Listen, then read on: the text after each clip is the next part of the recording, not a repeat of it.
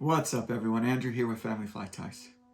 With winter setting in and the temperatures dropping, this is more a season for me that I begin to tie more flies and get ready for next year.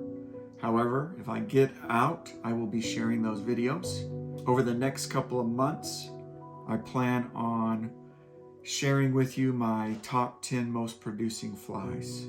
These are the flies that have caught the most fish for me this past year, so I'm excited to share those with you. Today we're going to get started with a blowtorch variation of mine. It's called the Prism Torch. It has been my most successful fly this year.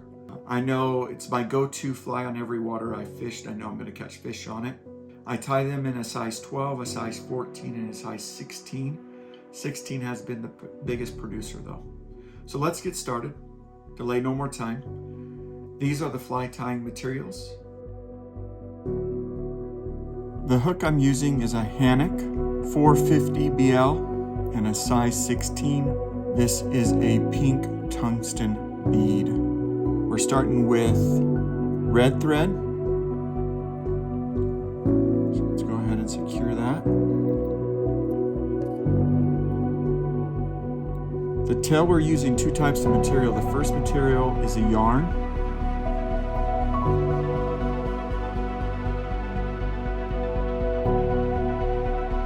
I'm going to tie that all the way back to the bend.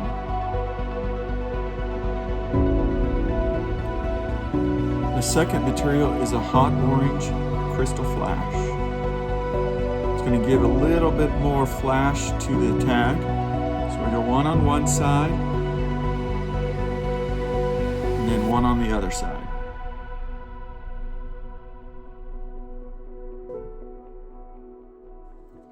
And cut that to the length. I like to cut it just past the bend of the hook. Now we're going to tie in the ribbing, which is two materials. The first is going to be mono fishing line. 4X, 5X will work. This is just to help secure our next, which is the mylar flash, which is this right here. So we're going to tie that into the back and secure that in. The dubbing we'll be using is where the name comes from. It's Prism dubbing, SLF. This color is Hares Ear. So now we're going to create a fine dubbing noodle. We're going to add little bit here to build up a tapered dubbing noodle.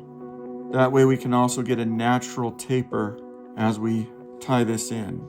So once we got our dubbing noodle, then you're going to tie that in all the way up to the bead. Now that we have our dubbing, we're going to take the mylar and we're going to go the opposite direction of how we tied in the dubbing, all the way up to the bead.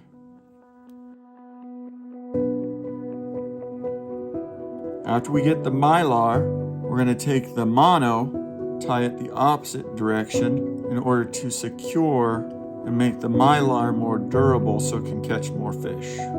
So the teeth of the fish don't rip it off the very first couple of times you catch a fish. Next material is from a Brahma hen cape in the color March Brown. And we're going to tie this the same way you would tie in soft tackle. So you're bringing back the feathers, tying tip in first.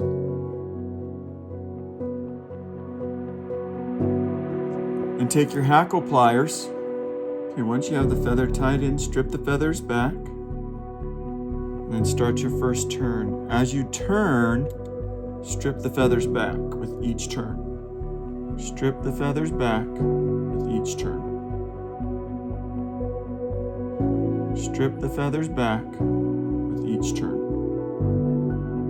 Now we'll secure the feather.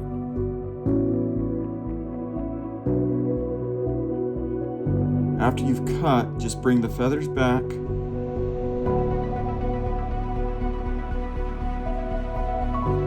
And you're done. There you go.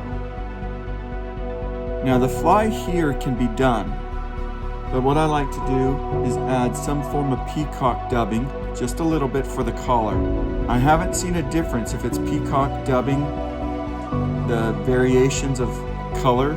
I've done ice, and I've done this hare's ear type variation, and I haven't seen a change in the manner of which the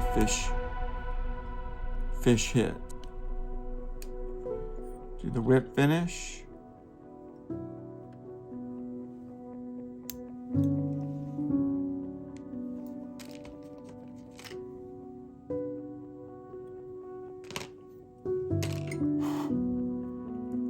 And there you have the final variation of the Prism Torch, my most successful flies. Thanks for watching. Cheers to tight lines. If you do enjoy the video, please consider subscribing. Much appreciated. Helps the channel.